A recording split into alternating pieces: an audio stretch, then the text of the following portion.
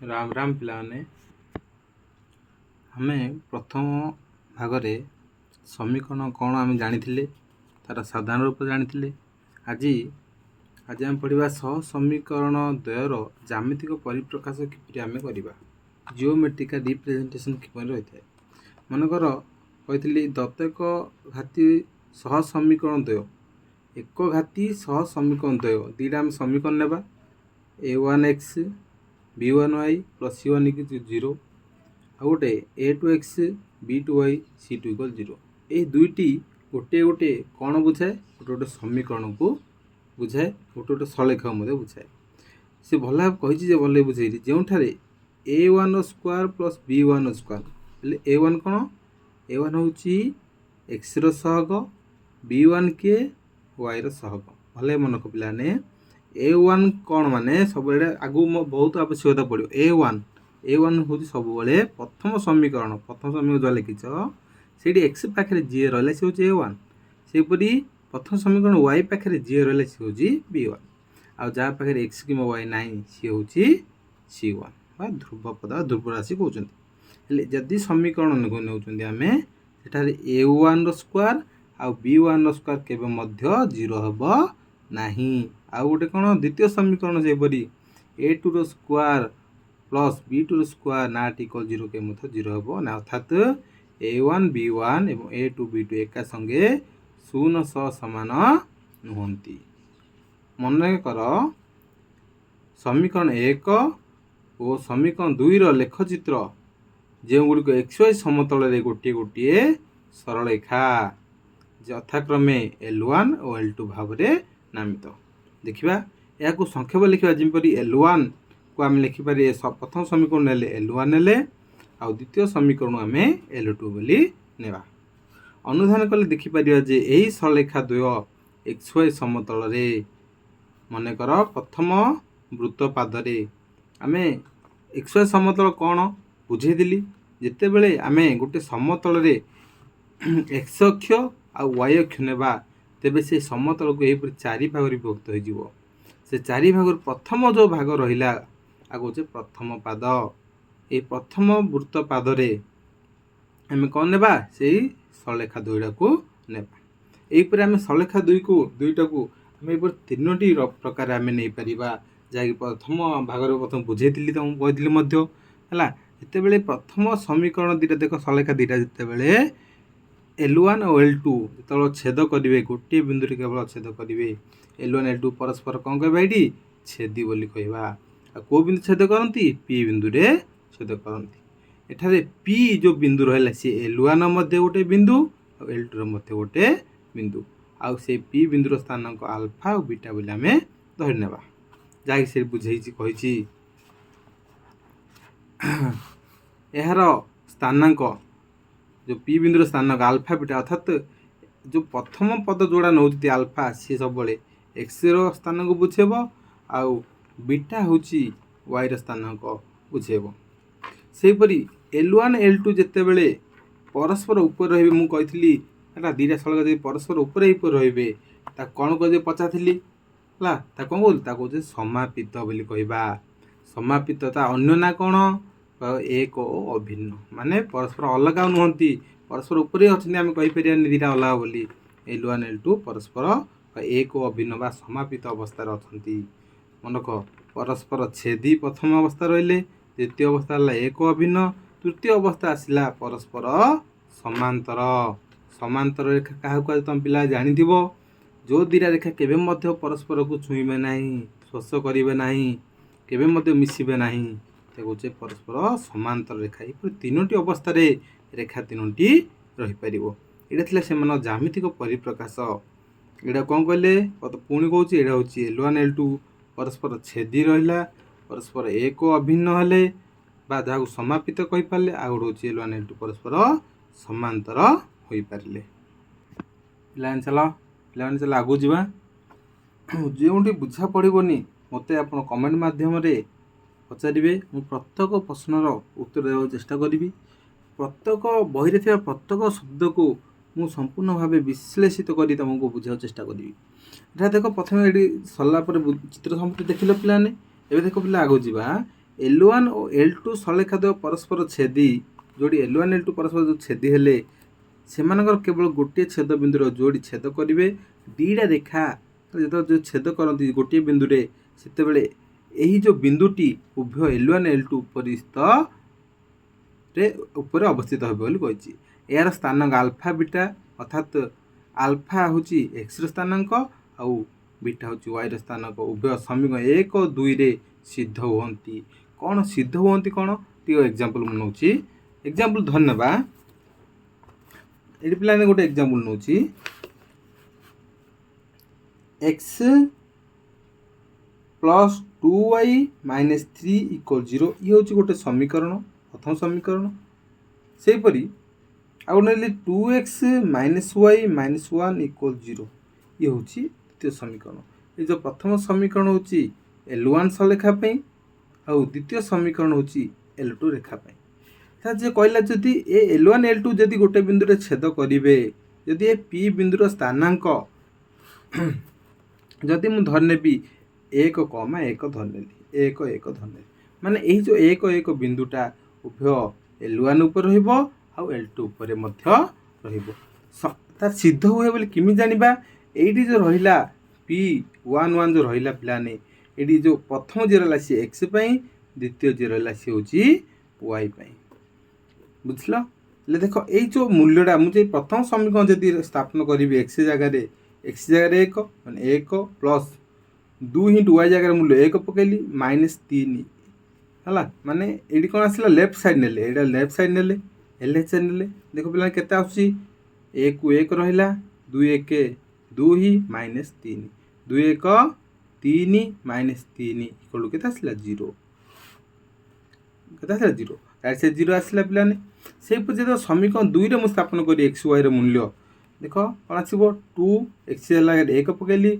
Minus Y जगह मुझे 1 पकैली minus 1 केते आसुची देख 2 1 2 माइनस 1 ये हूँ माइनस 1 तो केते आसी पिला 2 माइनस माइनस 2 माइनस रहा तो माइनस 2 आसला हारी ये तो छोट छोट तुम समाधान करूँ 2 2 गले आसला 0 माने उभय समीकरण आम जो एक्स वाई मूल्य पकेबा तार राइट साइड के 0 आस माने समीकरण समाधान 0 आस माने यही जो बिंदुटा यही दुईटी सलेखा उपर कौन सिद्ध अटे यहीपरी आम पी बिंदु को पाइपारे देख पाने सी कौन कही आगु को एठारे मन रखी हेब जे एक्स और वाई रे गोटे एकघाती समीकरण असंख्य समाधान संभव यदि गोटे आम एकघाती समीकरण नेबा गोटे सलेखार पिलाने है गोटे समीकरण कौन बुझे गोटे सलेखा को बुझे गोटे सलेखार पिलाने केतुरा बिंदु अच्छी तुम पढ़ी पिलाने गोटे सलेखा हूँ असंख्य बिंदुर समाहार गोटे सलेखार देख पिलाने मुझे गोटे सलेखा अंकन कली यही सलेखा केतुटा बिंदु थी ये गोटे बिंदु ये असंख्य बिंदुर समाहार सलेखाटी गठित से कही यार समीकरण असंख्य समाधान संभव अटे प्रत्येक समाधान दत्त समीकरण द्वारा सूचित सलेखा उपस्थित एक बिंदु को सूचाइब अर्थात एक एक बिंदुर स्थानांक हेब अतएव समीकरण 1 और 2 रे केवल गोटे अनन्य समाधान रहिब समीकरण 1 और 2 रे जो समीकरण कथा कहला कौन रहा गोटे जहाँ को आम कह अनन्य समाधान रहा ना जम रखा ने परस्पर जो छेदी हे केतुटा बिंदु छेद कले गोटे बिंदु तेणुकरी गोटे बिंदु छेद कर समाधान संख्या केतुटा रहिबो गोटे जहाँ को आम कह अनन्य समाधान जदि ओ केवल जदि समीकरण द्वय द्वारा कौन कही पिलाने जदि ओ केवल जदि समीकरण द्वय द्वारा सूचित सलेखा द्वय परस्पर छेदी हेबे तेबे कौन हम से समाधान से परीक्षा पचार जदि गोटे सलेखा गोटे समतल सलेखा दीटा जदि परस्पर छेदी हेबे से केतोटी समाधान रही परीक्षा सीधा सड़क प्रश्न पिलाने से गोटे मात्र समाधान पचारि पर आउ कि प्रश्न पचार कह जदि सलेखा द्वय परस्पर है अनन्य समाधान रे तार केतोटी अनन्य समाधान कहले से गोटे ही समाधान को ही बुझेब पुणी 2 रे कौन कही L1 L2 तो द्वितीय चित्र कथा कह पड़िया L1 L2 सलेखा द्वय एक अभिन्न बा कोइंसिडेंट कौन पिलाने एक अभिन्न परस्पर अलग नुहति अर्थात ଏକ ଏବଂ ଅଭିନ୍ନ ଅଟନ୍ତି, ତେଣୁ ସେମାନଙ୍କର ସାଧାରଣ ବିନ୍ଦୁ ଅସଂଖ୍ୟ। ସେମାନେ ପରସ୍ପର ମିଶିଛନ୍ତି, କେତେଟା ବିନ୍ଦୁରେ ମିଶିଛନ୍ତି? ପ୍ରତ୍ୟେକ ଅସଂଖ୍ୟ ବିନ୍ଦୁରେ ମିଶିଛନ୍ତି, ତେଣୁ ତାଙ୍କ ସମାଧାନ ମଧ୍ୟ ସଂଖ୍ୟା କେତେଟା ଏ ପିଲାମାନେ? ଅସଂଖ୍ୟ। ଏଇଠି ଜାଣିପାରୁଥିବ, ଘୋଷିବା ଦୋକାନ ବୁଝିବ, ଖାଲି ଚିତ୍ର ଦୁଇଟା ଦେଖ, ପରସ୍ପର କ'ଣ ଏକ ଅଭିନ୍ନ, ପରସ୍ପର ମିଶିଗଲେ, ତେଣୁ ଯେତେଟା ବିନ୍ଦୁରେ ମିଶିଲେ ସେତେଟା ସମାଧାନ ରହିବ। ଅସଂଖ୍ୟ ଜାଗାରେ ମିଶିଛନ୍ତି, ତେଣୁ ଏମାନେ ଅସଂଖ୍ୟ ସମାଧାନ। ଏଠି ଗୋଟିଏ ବିନ୍ଦୁରେ ମିଶିଲେ ଗୋଟିଏ ସମାଧାନ। ପୁଣି କ'ଣ ହେଲା ପିଲାମାନେ ଦେଖ, ତେଣୁ ସେମାନଙ୍କର ସାଧାରଣ ବିନ୍ଦୁ ସଂଖ୍ୟା ଯେଉଁଟାକି ତାଙ୍କୁ ଆମର କହିପାରିବେ କେତୋଟି ସମାଧାନ ବି ପଚାରିବ, ଅସଂଖ୍ୟ। ଅତଏବ ଏ କ୍ଷେତ୍ରରେ ସମୀକରଣ ଦ୍ୱୟର ଅସଂଖ୍ୟ ସମାଧାନ ସମ୍ଭବ ଅଟେ। ପରୀକ୍ଷା ସିଧାସଳଖ ପିଲାଙ୍କୁ ପଚାରିବ କ'ଣ, ଯଦି ସଳେଖା ଦ୍ୱୟ ପରସ୍ପର ଏକ ଅଭିନ୍ନ ହୁଅନ୍ତି ବା ପରସ୍ପର ସମାପିତ ହୁଅନ୍ତି, ସେମାନଙ୍କର କେତୋଟି ସାଧାରଣ ବିନ୍ଦୁ ରହିବ ବା କେତୋଟି ସମାଧାନ ରହିବ ବୋଲେ ଆମେ କ'ଣ କହିବା ପିଲାମାନେ? ସେମାନଙ୍କର ଅସଂଖ୍ୟ ସମାଧାନ ସମ୍ଭବ ହେବ। ବୁଝା ପଡ଼ିଲା? ସେହିପରି ପୁଣି ଯିବା ତୃତୀୟ ଚିତ୍ର କଥା ଦେଖିବା। ଏଠି କ'ଣ ଅଛନ୍ତି ପିଲାମାନେ ଦେଖ, 3ରେ ଏ କ୍ଷେତ୍ରରେ L1 L2 ସଳେଖା ଦ୍ୱୟ ପରସ୍ପର ସହ ସମାନ୍ତର ଅଟନ୍ତି।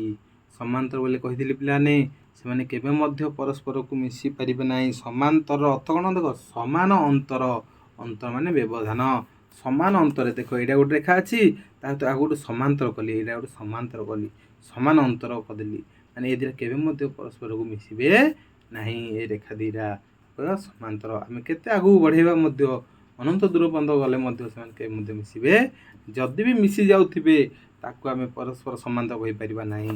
ଦେଖ ପିଲାମାନେ ଏଇପରି ରେଖା ଦୁଇଟା ମୁଁ ଟାଣୁଛି, ଏଇ ରେଖାକୁ ଦେଖ, ଏ ଦୁଇଟା ପରସ୍ପର ସମାନ୍ତର କହିପାରିବା କି?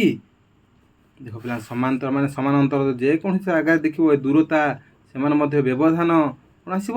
ସମାନ ଆସିବ। କିନ୍ତୁ ଏଠାରେ ଦେଖ ପିଲାମାନେ, ଏଇଠି ଯେଉଁ ଦୂରତା ଯେତିକି ଅଛି, ଏଇଠି ସେ ଦୂରତା ସମାନ ସେତିକି ନାହିଁ। ତେଣୁକରି ଏ ରେଖା ଦୁଇଟା ପରସ୍ପର କେବେ ମଧ୍ୟ ସମାନ୍ତର କହିପାରିବା ନାହିଁ। ଏ ଦୁଇଟା ନ ଦେଖାଗଲେ ମଧ୍ୟ ମିଶିବାର, ଆଗକୁ ଯେତେବେଳେ ବଢ଼େଇବା ଆମେ, ସେ ଦୁଇଟା ପରସ୍ପର କ'ଣ ହେବେ? ମିଶିବେ ଗୋଟେ ବିନ୍ଦୁ, ତାକୁ ଏହା ଛେଦି ହୋଇଯିବ। ତେଣୁକରି କେବେ ଦ୍ୱନ୍ଦ୍ୱ ଆସିବନି। ଚିତ୍ରକୁ ଭଲ ଭାବରେ ବୁଝିବ ମାନେ ତମ ମନ ଭିତରେ କେବେ ମଧ୍ୟ ଦ୍ୱନ୍ଦ୍ୱ ଆସିବ ନାହିଁ। ଦେଖ ପିଲାମାନେ, ତାପରେ କ'ଣ କହିଛି, ଯେତେବେଳେ ପରସ୍ପର କ'ଣ ହେବେ? ଚିତ୍ର 3ରେ ଦେଖ କହିଛି, କ'ଣ କହିଛି? ରେଖା ଦ୍ୱୟ ପରସ୍ପର ସହ ସମାନ୍ତର, ଅର୍ଥାତ୍ ସଳେଖା ଦ୍ୱୟ ପରସ୍ପର ଛେଦି ହେବେ ନାହିଁ ବା ଛେଦ କରିବେ ନାହିଁ ବା ମିଶିବେ ନାହିଁ। ତେଣୁକରି ସମୀକରଣ ଦ୍ୱୟ ଦ୍ୱାରା ସୂଚିତ ସଳେଖା ଦୁଇଟି ସମାନ୍ତର ହେଲେ, ସଳେଖା ଦୁଇଟା କ'ଣ ହେବ? ସମାନ୍ତର ହେଲେ ସମୀକରଣ ଦ୍ୱୟର ସମାଧାନ ସମ୍ଭବ ନୁହଁ। ଯେତେବେଳେ କ'ଣ କଲା, ଶେଷ ଲାଷ୍ଟ ଚିତ୍ର ବୋଲେ ଆମେ ବୁଝ, ପାଠରେ ଏ 3ଟା ଚିତ୍ର ହିଁ ଇମ୍ପୋର୍ଟାଣ୍ଟ ଏ ପ୍ରଥମ ଶ୍ରେଣୀ ପାଇଁ।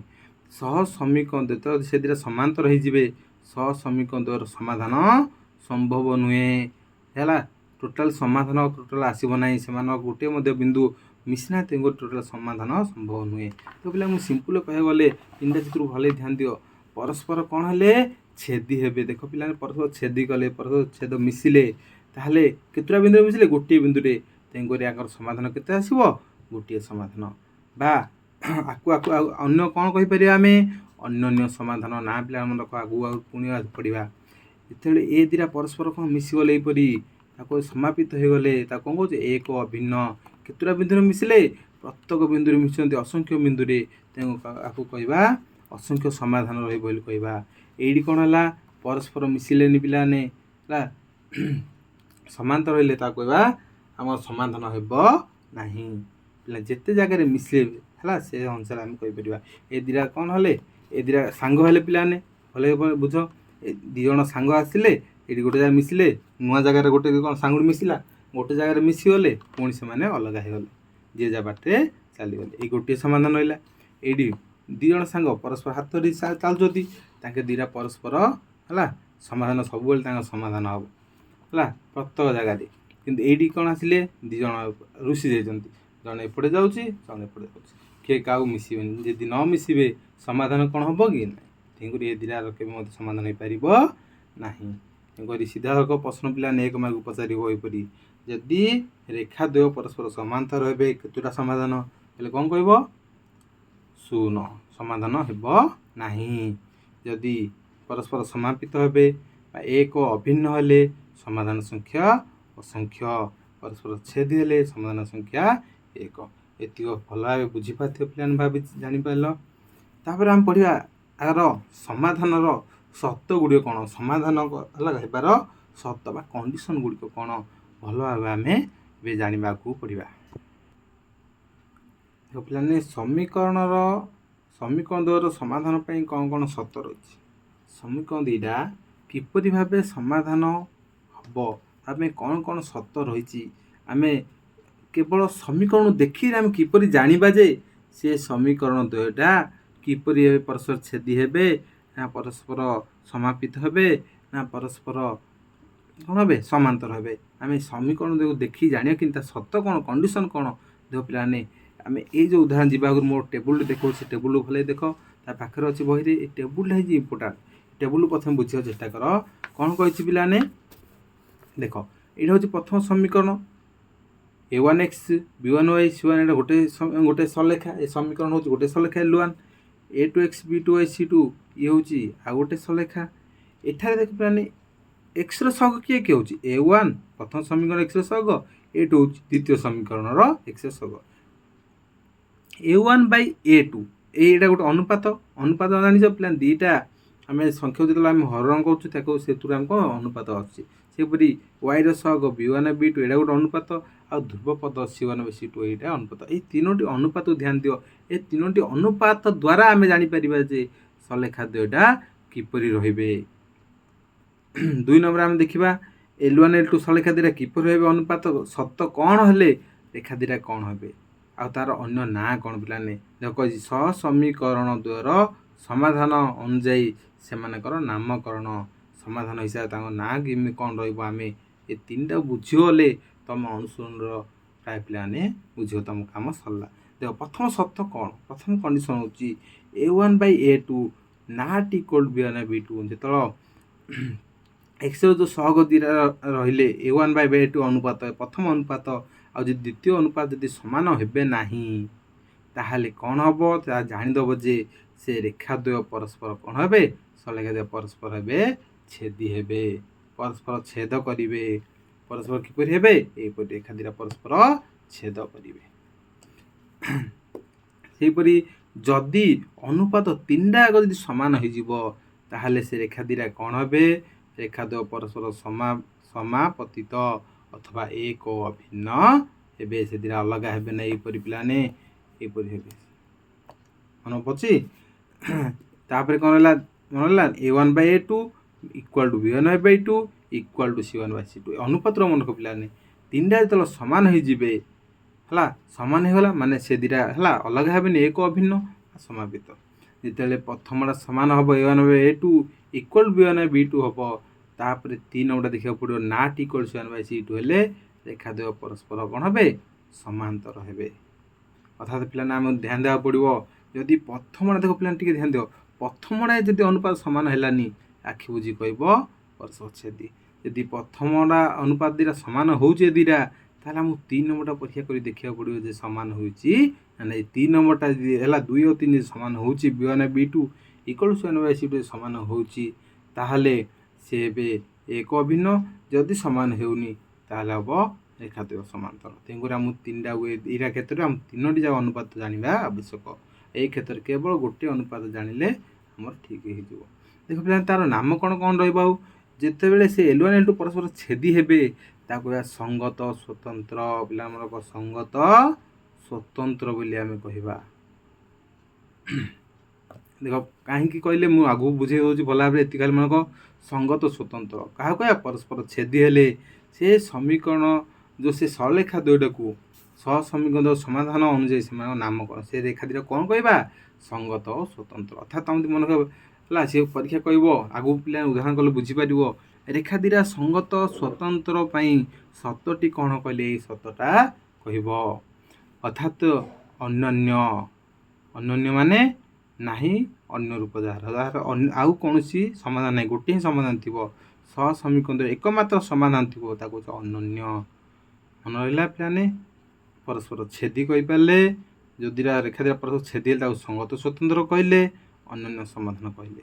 ସେହିପରି ରେଖା ଦୁଇଟା ପରସ୍ପର ସମାପିତ ବା ଏକ ଅଭିନ୍ନ। ଦେଖ ଏକ ପିଲାମାନେ କନଫ୍ୟୁଜ୍ କରୁଛନ୍ତି, ଏକ ଅଭିନ୍ନ ଅନ୍ୟନ୍ୟଟା ଯୋଉଟା ଏକ ଅଭିନ୍ନ ବୋଲି ସେଇଟା ବୋଲି ଭାବନ୍ତି, କିନ୍ତୁ ଦୁଇଟା ଅଲଗା ପ୍ଲାନ୍ ଏକ ଅଭିନ୍ନ ବୋଲେ ପରସ୍ପର ସମାପିତ।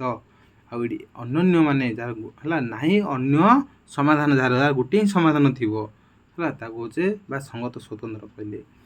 ଏଇଟା କ'ଣ କହିଲେ? ସଙ୍ଗତ ଓ ନିର୍ଭରଶୀଳ। ବହୁତ ସହଜ ପିଲା ବୁଝେଇଦେବେ ଖାଲି ସୁନ୍ଦର।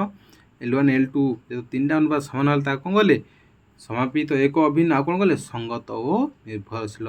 କେତେଟା ସମାଧାନ ସଂଖ୍ୟା? ଅସଂଖ୍ୟ ସମାଧାନ। ଏଠି କେତେଟା ସମାଧାନ? ଗୋଟିଏ। ଏଠି ଅସଂଖ୍ୟ, ଯାହା ଆଗକୁ ମଧ୍ୟ ପଢ଼ିଥିଲେ। L1 L2 ଯେତେବେଳେ ସମାନ୍ତର ହେବେ ତାକୁ କହିବା ଅସଙ୍ଗତ, ସମାଧାନ ସମ୍ଭବ ବା ସମାଧାନ ସଂଖ୍ୟା 0। କିନ୍ତୁ ମନେ ରଖିବା ପିଲାମାନେ ଦେଖ, ଏଠି କହିଥିଲି ରେଖା ଦୁଇଟା ପରସ୍ପର ଯଦି ଛେଦ ହେବେ, ଗୋଟେ ଜାଗାରେ ମିଶିଲେ ସାଙ୍ଗ ହେଲେ, ପୁଣି ଯିଏ ଯାହା ବାଟରେ ଚାଲି ଯାଉଛନ୍ତି, ଯିଏ ଯାହା କାମ କରୁଛନ୍ତି, ଯିଏ ଯାହା ବାଟେ ଚାଲି ଯାଉଛନ୍ତି। ଦେଖ ଗଲେ ସଙ୍ଗତ, ସାଙ୍ଗ ହେଲେ ମିଶିଲେ ସତ, କିନ୍ତୁ ସ୍ୱତନ୍ତ୍ର ଯିଏ ଯାହା କାମରେ ବ୍ୟସ୍ତ, ଯିଏ ଯାହା କାମ ସ୍ୱତନ୍ତ୍ର, ଯିଏ ଯାହାର ରାସ୍ତାରେ ପୁଣି ଚାଲିଗଲେ, ସ୍ୱତନ୍ତ୍ର ହେଇଗଲେ ହେଲା। ଏଇଟା କ'ଣ ସଙ୍ଗତ ନିବ? ଏଇ ଯିଏ ଯେମିତି ରହିଲେ, ଏଇଟା ଇଏ ଯୁଆଡ଼େ ଯିବ ଇଏ ମଧ୍ୟ ତା ସାଙ୍ଗରେ ଯିବ। ତେଣୁ ସଙ୍ଗତ ନିର୍ଭରଶୀଳ, ପରସ୍ପର ନିର୍ଭରଶୀଳ, କିଏ କାହାକୁ ଛାଡ଼ି ଅଲଗା ହେଇପାରିବେ ନାହିଁ, ତେଣୁ ସଙ୍ଗତ ନିର୍ଭରଶୀଳ। ଆଉ ଏଇପରି ହେଲେ ଏଇଟା କ'ଣ କହୁଛେ? ଅସଙ୍ଗତ, କିଏ କାହା ମିଶୁନାହାନ୍ତି, ସାଙ୍ଗ ହେଉନାହାନ୍ତି, ତେଣୁକରି ଏଇଟା କହିଲେ ଅସଙ୍ଗତ। ଯେଉଁଟା ସମାନ୍ତରକୁ ତା କହିଲେ ଅସଙ୍ଗତ, ସାଙ୍ଗ ହେବେ ନାହିଁ। ପିଲାମାନେ ଏତିକି ବୁଝିଲା? ପିଲାମାନେ ଏଇ ଯେଉଁ ଟେବୁଲଟା ହେଉଛି ଇମ୍ପୋର୍ଟାଣ୍ଟ। ପିଲାମାନେ ଘୋଷିବା ଦରକାର ନାହିଁ, ଚିତ୍ର ଭଲ ମନେ ରଖ ହେଲା। ଯଦି ପରସ୍ପର ଛେଦି ହେଲେ ତା ନାଁ କ'ଣ? ସଙ୍ଗତ, ସ୍ୱତନ୍ତ୍ର ଆଉ ଗୋଟେ ଅନନ୍ୟ। ତିନିଟା ଜିନିଷ ମନେ ରଖିବା ପିଲା ହେଲା। କେତୋଟି ସମାଧାନ? ଏକମାତ୍ର ସମାଧାନ। କେତେଟା ସମାଧାନ? ଗୋଟିଏ ମାତ୍ର ସମାଧାନ। ଏଇଠି ଗୋଟିଏ ସମାଧାନ ଆସିବ। ଏଇଠି କେତେଟା ସମାଧାନ ଆସିବ? ଅସଂଖ୍ୟ ସମାଧାନ ଆସିବ ପିଲାମାନେ। ଏଇଠି କେତେଟା ସମାଧାନ? ଅସମ୍ଭବ ସମାଧାନ, 0 ସମାଧାନ 0। ସରି ପିଲାମାନେ, ଟେବୁଲଟା ବୁଝିଲା? ଦେଖ ପିଲାମାନେ, ଆମେ ଗୋଟେ ଉଦାହରଣ କରିବା। ଅନୁପାତ ଗୁଡ଼ିକୁ ପ୍ରଥମେ ବୁଝିବା ଦରକାର ପିଲାମାନେ। ଦେଖ ଉଦାହରଣ ଭଲ ଭାବେ ଦେଇଛି ପିଲାମାନେ। ଉଦାହରଣରେ ଉଦାହରଣ 4 କ'ଣ ଦେଇଛି? କେ ର କେଉଁ ମୂଲ୍ୟ ଗୁଡ଼ିକ ପାଇଁ 4x + ky + 8 = 0, 2x + 2y + 2 = 0 ସମୀକରଣ ଦୁଇଟିର ଅନନ୍ୟ ସମାଧାନ ପିଲାମାନେ ପୁରା କହିଛି। ଅନନ୍ୟ ନାଁ ଗୁଡ଼ିକ ମନେ ରଖ। ସେ ସିଧାସଳଖ ତୁମକୁ କହିବନି ଯେ ସେ ଦୁଇଟା ପରସ୍ପର ଛେଦି ବୋଲି। ଅନନ୍ୟ ମାନେ ତୁମ ମନେ ରଖିବାକୁ ପଡ଼ିବ। ଅନନ୍ୟ କାହାକୁ କହିବା? ପରସ୍ପର ଛେଦି ହୋଇଥିବେ। ପରସ୍ପର ଛେଦି ହୋଇଥିଲେ ସତଟା କ'ଣ? ପ୍ରଥମଟା ହିଁ ଅନୁପାତ ସମାନ ହେବ, ନାଁଟି ଇକ୍ୱାଲ୍ ହେବ। ଏଇଟା ମନେ ରଖିବାକୁ ପଡ଼ିବ। ଏ ତିନିଟା ନାଁ ମନେ ରଖିଲେ ହିଁ ତୁମେ କରିପାରିବ ସତଟା। ଦେଖ ପିଲାମାନେ କ'ଣ କେମିତି କରିବା ସମାଧାନ? ଦେଖ ସମାଧାନ ପଠେଇ ଜାଣିବାକୁ ପଡ଼ିବ। ଏଇ ଯେଉଁ ସମୀକରଣ ପିଲାମାନେ ଦେଖ 4x ky 8, ଏଇଠି ଏଇ ଯେଉଁ ସମୀକରଣ, ଏଇଟା ପ୍ରଥମ ସମୀକରଣ। ତେଣୁ ଏଠାରେ a1 କେତେ ବେଲେ ପ୍ରଥମ ସମୀକରଣରେ ଯିଏ x ପାଖରେ ରହିଲା ସେ ହେଉଛି a1, b1 କିଏ? ସେପରି y ପାଖରେ ଯିଏ ରହିଲା ସେ ହେଉଛି b1, ଆଉ c1 କିଏ? ପ୍ରଥମ ସମୀକରଣ ଯାହାପରେ xy ନାହିଁ ସେ ହେଉଛି c1। c1 କେତେ? 8। ସେପରି a2 କିଏ?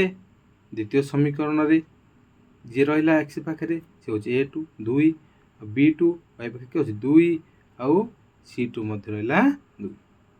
ହେଲେ ଏଇଠି କ'ଣ କରିବ ପିଲାମାନେ? ପ୍ରଥମେ ଏତିକି ଲେଖିଲେ ସମୀକରଣ ଦେଖିକି ଆମେ a1 a2 b1 b2 c1 c2 ଆମେ ସବୁ ଯାକ ଲେଖି ସାରିଲେ। ତାପରେ ସମୀକରଣ ଦ୍ୱୟର ଅନ୍ୟାନ୍ୟ ସମାଧାନ ପାଇଁ ଆବଶ୍ୟକ ସତଟା କ'ଣ? ସତଟା ହେଉଛି a1 ବା a2 ନାଁଟି equal b1 Bai b2। ଏଠି a1 କେତେ? 4, a2 2, b1 ହେଉଛି କେ, b2 ହେଉଛି 2। ଦେଖ ପିଲାମାନେ ଏଠି ସମାଧାନ କର।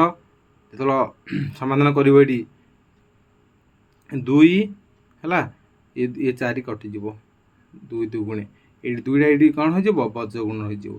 2 ଦୁଗୁଣେ 4। ତା କେ ଇକ୍ୱାଲ୍ କେତେ ଆସିଲା? ନାଁଟି ଇକ୍ୱାଲ୍ ଚିହ୍ନ କ'ଣ ଅଛି ବଦଳିଲା? ଏ ଚିହ୍ନ ବଦଳିବନି। ନାଁଟି ଇକ୍ୱାଲ୍ 4। ମାନେ କ'ଣ ବୁଝିବାକୁ ଚାହୁଁଛନ୍ତି? ସିଏ କହିଛି ଯେ କେ ର କେଉଁ ମୂଲ୍ୟ ଗୁଡ଼ିକ ପାଇଁ ଏଇ ସମୀକରଣ ଦୁଇର ଅନ୍ୟାନ୍ୟ ସମାଧାନ ରହିବ। କେ ଯେଉଁ ରହିଲା ଏଇଠି, କେ ର ମୂଲ୍ୟ କ'ଣ ହେଲେ ସମୀକରଣ ଅନ୍ୟାନ୍ୟ ସମାଧାନ ରହିବ। ଅର୍ଥାତ୍ ସେଠି ଏବେ ଆସିଲା ଯେ କେ ର ମୂଲ୍ୟ ଯେଉଁ ନାଁଟି ଇକ୍ୱାଲ୍ 4, ଅର୍ଥ କ'ଣ?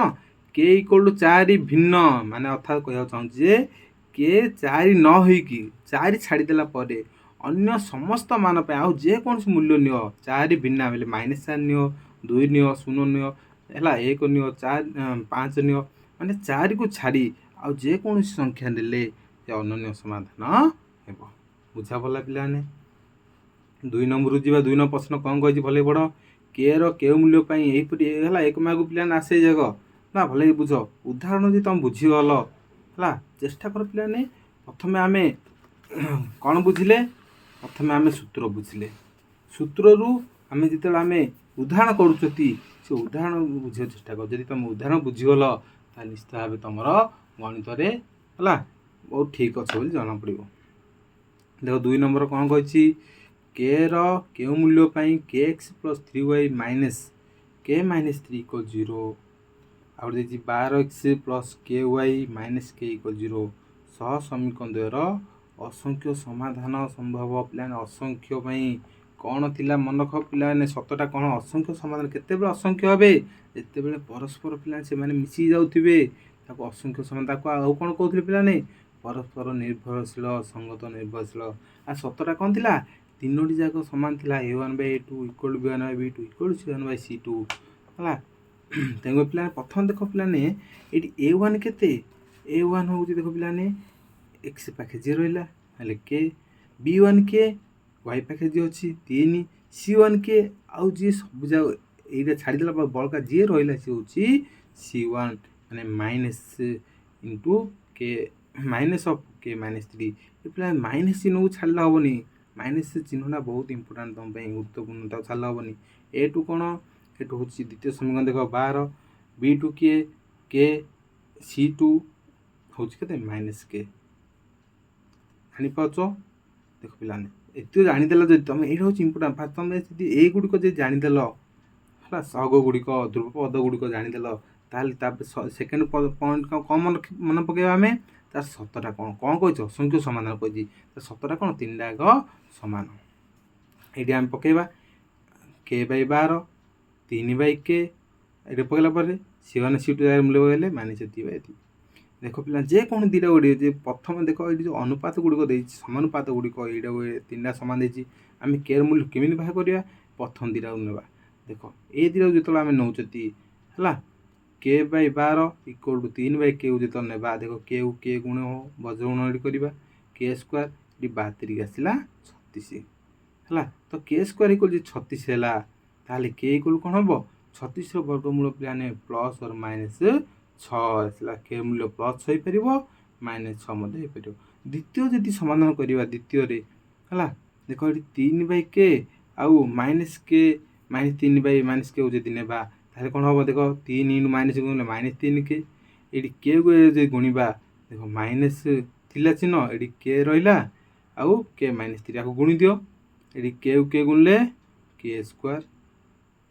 ଏ କ'ଣ ହେବ ପ୍ଲସ୍ ମାଇନସ୍ ପିଲାମାନେ ଆଡ଼ଭାନ୍ସ ଟିକେ କରିଦେଇଛି ଟିକେ ହେଲା। ଏଠି କହିବା ଆସିବ -k² ଆଉ +3k।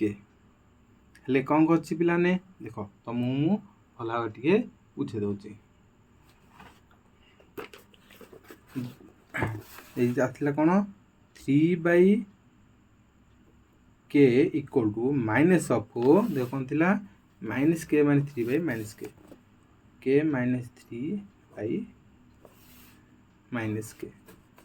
3/-k କେମିତି ସମାଧାନ ଦେଖ ପିଲାମାନେ, ବଜ୍ରଗୁଣ କରିବା, ଏକୁ ଏଇଟା ଗୁଣିବା, ଏଇଟାକୁ ଏଥିରେ ଗୁଣିବା। ଇକ୍ୱାଲ୍ ଯଦି ଥିବ ମାନେ ଆମେ ଆର ଲବକୁ ଆର ହର, ଆର ଲବ ଆର ହର ଗୁଣି ଆମେ ସମାନ କରିପାରିବା। ଏଇଟା ଦେଖ ଗୁଣିବା ବେଲେ କ'ଣ ହେବ, -3k ଇକ୍ୱାଲ୍ ଟୁ ଏଠି ମାଇନସ୍ ଥିଲା ହେଲା, ମାଇନସ୍ ଥିଲା ଏଠି କେ ଗୁଣିଲା, ଭିତରେ କ'ଣ ଅଛି k-3।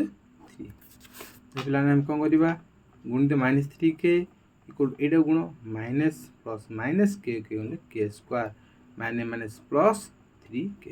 ଏ ସବୁ ଗୋଟେ ସାଇଡ଼୍ ଆଣ ପିଲାମାନେ। ଏଇଟା -k² ଏକା ନେଇଗଲେ କ'ଣ ହେବ, +k² ହେଇଗଲା। ଏখানে ଥିଲା -3k, ଇଏ +3k ଏକା ନେଇଗଲେ -3k ଇକ୍ୱାଲ୍ ଟୁ 0। ତାହେଲେ ସିମ୍ପ୍ଲାଇଜ୍ k² ଇକ୍ୱାଲ୍ ଟୁ କ'ଣ ଆସିଲା, ଦେଖ -3k ଆଉ ଗୋଟେ ଷ୍ଟେପ୍ ଅଛି ବୋଲେ ମାଇନସ୍ ହେଲା 6k ହେଇଗଲା equal to 0। This implies k² equal to କ'ଣ ହେବ, ଏ -6k ସେକେଣ୍ଡ ଗଲେ ଯିବ +6k। ବୁଝିଲ ପିଲାମାନେ, ତାହେଲେ ଏକାନ୍ତି କହି ପିଲାମାନେ ଦୁଇଟା କେ ଥିଲା, ଏଠି ଗୋଟେ କେ, ଅର୍ଥାତ୍ ଏ ଗୋଟେ କେ କଟିଗଲା ହେଲା। k² ବୋଲେ କ'ଣ, k × k, k² ଅର୍ଥ କ'ଣ, k² ମାନେ k × k। ଏଇ ଦୁଇଟା କେ ଥିଲା, ଏখানে ଗୋଟେ କେ ଥିଲା, କଟିଗଲା ହେଲା। କ'ଣ ହେଲା, k ଇକ୍ୱାଲ୍ କେତେ 6।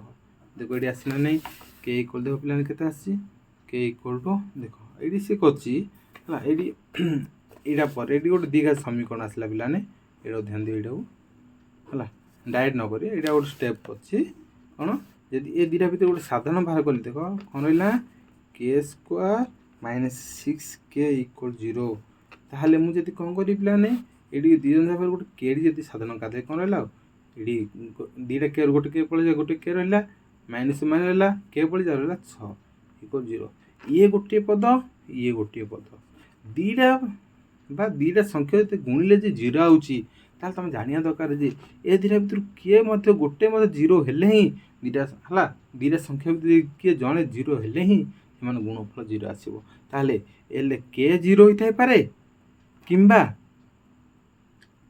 କେ ମାଇନସ୍ 6 ଇକ୍ୱାଲ୍ 0 ହୋଇଥାଇପାରେ ଯଦି କେ ଇକ୍ୱାଲ୍ ଟୁ 0 ଗୋଟେ ମୂଲ୍ୟ ପଳେଇ ଆସିଲା କେ ମାଇନସ୍ 6 ଇକ୍ୱାଲ୍ 0 ହେଲା ତାହେଲେ କେ ଇକ୍ୱାଲ୍ କ'ଣ ହେବ ମାଇନସ୍ 6ରେ ସେକେଣ୍ଡ ଗଲେ ପ୍ଲସ୍ 6 ହେଲା ତାହେଲେ କେ ର ମୂଲ୍ୟ କ'ଣ ଆସିଲା ପିଲାମାନେ 0 ଆଉ ଗୋଟେ ପ୍ଲସ୍ 6 ଆଗରୁ ପ୍ରଥମେ କ'ଣ ଆସିଥିଲା ପ୍ଲସ୍ ମାଇନସ୍ 6 ଏଥିରୁ କ'ଣ ଜାଣିପାରିଲେ କେ ର ମୂଲ୍ୟ କ'ଣ ହେଇପାରିଲା କେ ଇକ୍ୱାଲ୍ ଟୁ ପ୍ଲସ୍ ମାଇନସ୍ 6 ହେଇପାରିବ 0 ହେଇପାରିବ 6 ହେଇପାରିବ ଏ ତିନିଟା ଭିତରୁ କ'ଣ ତିନିଟା ଆସିଲା 0 ପ୍ଲସ୍ 6 ମାଇନସ୍ 6 ଏ ତିନିଟା ଭିତରୁ ଯେକୌଣସି ମୂଲ୍ୟ ନେଲେ ସମୀକରଣ ଦ୍ୱୟ କ'ଣ ହେବ ପିଲାମାନେ କ'ଣ ହେବ ଅସଂଖ୍ୟ ସମାଧାନ ହେବେ ବା ପରସ୍ପର ସମାପିତ ହେବେ ପିଲାମାନେ ଏବେ ଆଗକୁ ଯିବା ଆଉ ଉଦାହରଣ 3 ରହିଲା ଉଦାହରଣ 3 ଦେଖିଲି ତ କେ ର କେ ସେଇପରି ସେମ୍ ହେଲା କ'ଣ ସତରା ଖାଲି ଲାଗିବ ଟିକେ ଦେଖ ପିଲାମାନେ ଅସଂଖ୍ୟ ସମାଧାନ କହିଥିଲା 2 ନମ୍ବରରେ ଏଇଠି ମଧ୍ୟ ଅସଂଖ୍ୟ ସମାଧାନ କହିଛି ହେଲା କ'ଣ ସେଇଟା ପଡ଼ିବ ଦେଖ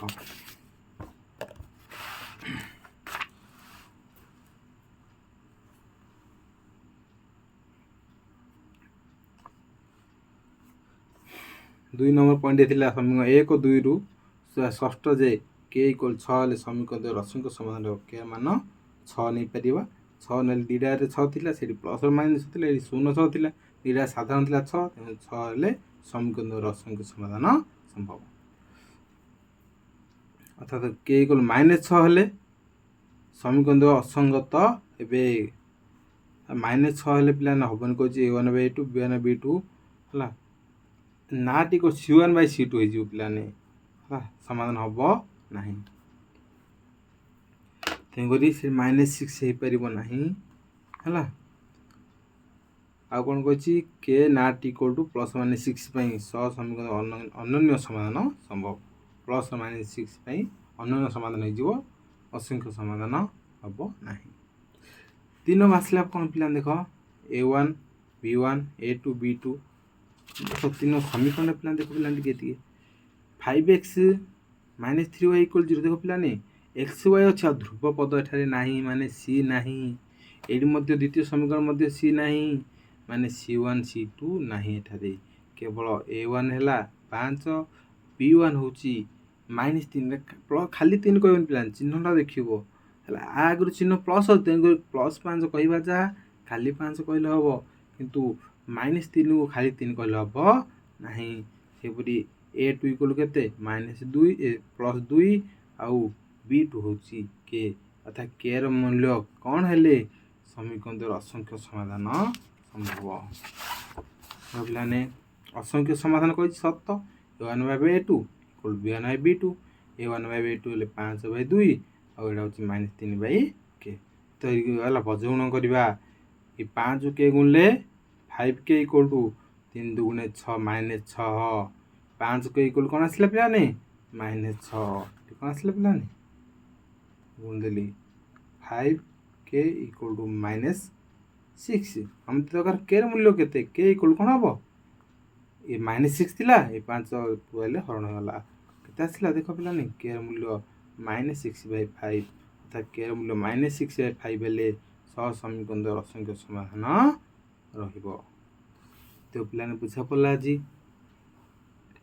ତାପରେ ଆମେ ନେକ୍ସଟ ଆମ ପାର୍ଟ ଆମେ ଲେଖଚିତ୍ର ସାହାଯ୍ୟରେ ଆମେ ଛାଡ଼ି ଦେଇଛି କିଛି ଜିନିଷ ଏଇଟା ବିଟି ପାଇଁ ଆମର କାମରେ ଆସିବ ଲଙ୍ଗ କୋଶ୍ଚିନ୍ ଆମର ଆଗେ ଆସୁଥିଲା କିନ୍ତୁ ଏବେ ଗ୍ରାଫର ବା ଲେଖଚିତ୍ର ଆବଶ୍ୟକତା ପିଲାମାନେ ପଡ଼ୁନି କିନ୍ତୁ ଆମେ ଜାଣିବା ନିହାତି ଦରକାର ତେଣୁକରି ଆମେ ଲେଖଚିତ୍ର ସାହାଯ୍ୟରେ କେମିତି ସମୀକରଣ ସମାଧାନ ହେବ, କେମିତି ଜାଣିବା ଲେଖଚିତ୍ର ବ୍ୟବହାର କରି ଏ ସମୀକରଣ ଦୁଇଟା ସଙ୍ଗତ ହେବେ ନା ଅସଙ୍ଗତ ହେବେ ନା ସମାପିତ ହେବେ, ଆମେ ଲେଖଚିତ୍ର ସାହାଯ୍ୟରେ ଆମେ କେମିତି ଜାଣିବା, ଆମେ ନେକ୍ସଟ ପାର୍ଟରେ ମୁଁ ବୁଝେଇଦେବି।